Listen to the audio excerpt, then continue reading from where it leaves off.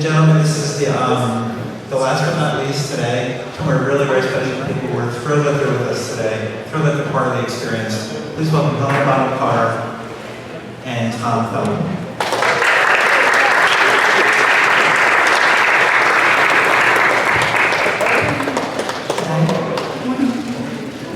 And Felton, please. Thank you.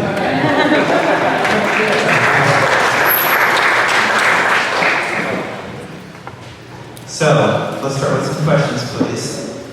Raise your hands. We'll take questions. I know. Very cozy and natural. Wow, there's a lot of you on here. Right here.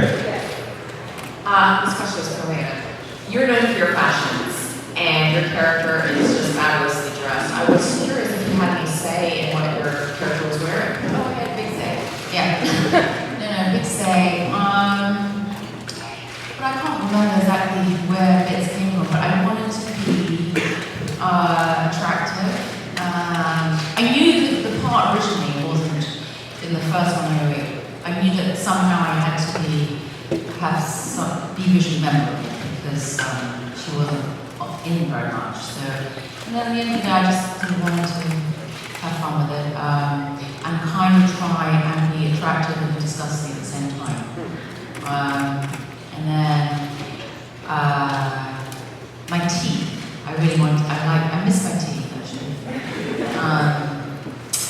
I had teeth. There were lots of things I wanted to do, and lots of bad hair, mainly because then people didn't have to come and touch me up all the time because there was absolutely no continuity to my hair day. But no, Jenny. It was really fun doing it with her, but I definitely, it was a collaboration, yeah. Thank you. Next question, please. Let's go over there. Do you have a microphone? Thank you. Helena, have you had a chance to ride Escape from Gringotts yet? Well, I have a follow-up if I did so. a bit, but then it's something, I'm going to do it again. Let's get that one. Okay, well, alternate question then. What do you think is the appeal of Bellatrix? She's a very popular character. Oh, I don't know. I don't know. I'm not the one to I mean, the only thing is that I can explain why I enjoy playing it, and the way I just wanted to have a license to be completely anarchic and naughty. And I know that kids love a license to be naughty. I thought I'd have to be scary, but at the same time I wanted to make them laugh too. And be someone that they kind of wanted to be at the same, at the same, yet scared. So a lot of it was an ambivalence, but in the end of the day, I just sort of regressed to my natural, not that I'm a sadist, but I'm definitely, I'm very good at being, young. Tom, I have a question for you.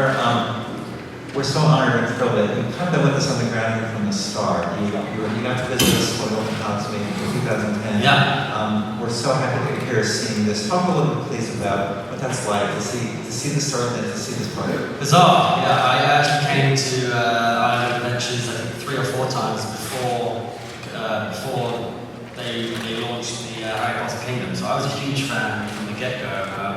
Part of my bucket list was ticked off when I had our own Lego characters created, but my ultimate fantasy was to be part of the theme park, and I feel like we're not only part of it, but now we seem to have a majority share of the estate. So yeah, it's thrilling, and I can't wait to hopefully in years to come bring my family here and see what my little ones make of it one day. Was there a moment walking around out there that was special for you that we'll kind of remember for a while? What did you see that sort of will be the brain for a long time? Seeing the sets in such a complete fashion is wonderful. Even this is such a fantastic set. It blows me away the attention to detail and how long it must have taken to do it. My memories always come from other people. Seeing we had a wonderful group of kids going around today and seeing their enthusiasm for all the different bits and pieces. Butterbeer usually being a highlight of their experience. And we had some chocolate chili ice cream earlier, which was a lot of fun as well. I've been here for 6 or 7 hours wandering around. I'm even scratched the surface. So it's great to have so much to explore. Thank you. Other questions? Yes, of course. Can I ask Helena, please, do you have your family with you in last night? What children did you with? I can't actually hear. So the question was, she asked, you had your family with you here last night. What did your children do? They are, well, Nell is 6, so she literally just started the novel. So, and she's gotten quite far because she is only 6. So, and Billy is 10. And they're enchanted. I mean, they were a bit tired because they're a bit jet lagged in all honesty. But they loved the ride. But they went on a ride that the Gringot ride without me. And then we got on and then something else happened. But they loved it. But they really loved the ride. So it was, and they were very rich. It's so sweet to see it, everything from their point of view, as you said. It's like what Tom was saying, is that you see it through other people's eyes. So for them, you know, it is all real, you know. And so unfortunately, they really think he's really horrible because he's Draco. You know, so lovely, and they realise that it's just pretending to be just, you know, the sadistic Bellatrix. But they are. They're completely enchanted. But then what's so great about this place is it makes me a child too. So it really has created, not just because I'm selling it there, but it really has created a natural sense of wonder and real wonder and enchantment, and it's transporting. But you see with the kids, I think they're more naturally in that state anyway. It doesn't take much for them to be transported because their imaginations are so much more available. Somewhere or other, we tend to close down. Well, some of us do. We're paid to keep our, actors are meant to, we just paid to imagine. But what's so great about this, I mean, it's better than what we had to act in, because we didn't have ceilings. And look at that ceiling. We didn't have a ceiling. We sort of wouldn't stop at about 10 feet. And there's some things we just didn't have anything. We just had green, just green screen. And that was it. And we were just told, well, there's I did one once. What was that thing? No. Like this crystal. What was it? Right at the end of the first. It was my first scene actually, and it was completely empty. There was nothing, and it's really weird. You have a complete spatial. It's just one huge empty room. So there's nothing to relate to. In a weird way, you get a kind of vertigo. It's all green, just totally green, and it was hard. So when you get really three-dimensional, set and it does most of the imagining for you. So I remember we had some children visiting the sets most days, and a lot of them were underwhelmed with the big green screen and watching us play Quidditch. It was never as exciting as it came out on the film. So it's great for them to get a chance now to come and see it for real. Other questions, please? I have a couple more. Let's go right here. So, earlier Bonnie mentioned that she wanted to see Quidditch elements in a roller coaster. What would you want to see, Tom? Wow. There seems to be no end to their imagination and what they're able to pull off here. So, I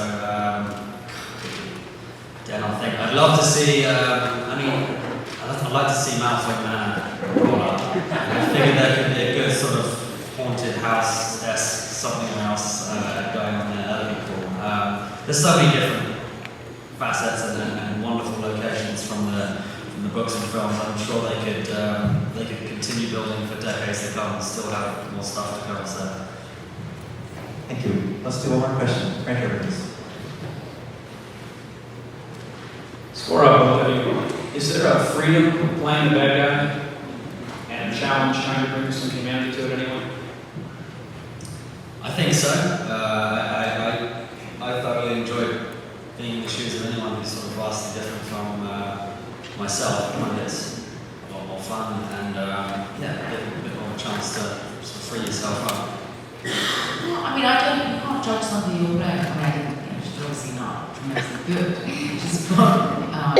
She's troubled. But you think that, I looked at Bellatrix and thought, well, she's just very sick. And but then I find playing sick people much more interesting, or people that I can see were sick or something really stuff, because then you think so much, you go like, how on earth did you get to this point where you find it enjoyable to torture someone? And then that is interesting, fascinating exploration, and that's when you begin to educate yourself. Of course, you have to make someone, it is a challenge in the sense that you need to have anyone to make something. You have to have compassion for them, and hopefully you have to elicit some kind of compassion in the audience. So, yeah, anytime you want to bring, it's our job to bring complexity to a art and make people bring as much colour and emotional colour and moral greyness as much as we can. Bonham, Carter, Tom, Felton, thank you so much for being with us today. It was really